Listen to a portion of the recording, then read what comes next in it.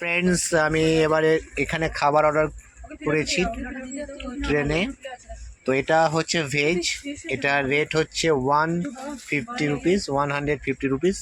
তো এখানে আছে কি কি আইটেম আছে একবার আমি দেখে নিই।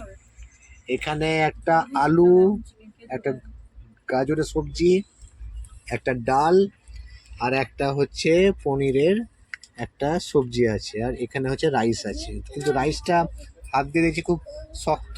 তো ফার্স্ট এটাই আমার একটু নেগেটিভ, যে রাইসটা খুবই শক্ত।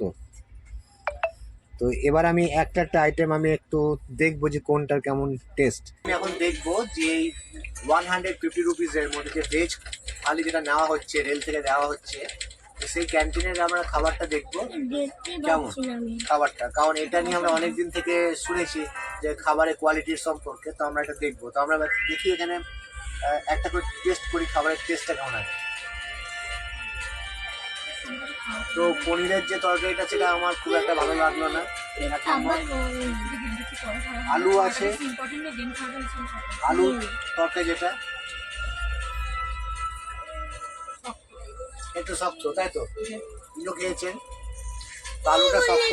তো এইটা 150 রুপিসের খাবার। আবার হালুয়া যেটা বলছে, হালুয়াটাও হচ্ছে, আমি দেখছি হালুয়াটা তো একদম অতীব জঘন্য। মানে 150 টাকায় খাবার এটা নেওয়া হচ্ছে, তো একবারে হচ্ছে খুব মানে বাজে কোয়ালিটির খাবার।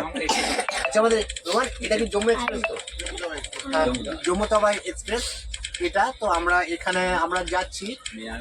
তো এই খাবারটা আমরা অর্ডার দিলাম। তো এই খাবারটা কিন্তু কোনো খাওয়ার যোগ্য নয় একদম। মানে এতটাই বাজে, এতটাই জঘন্য খাবার এটা, যে এটা 150 টাকায় এটা খাওয়া সম্ভব নয়।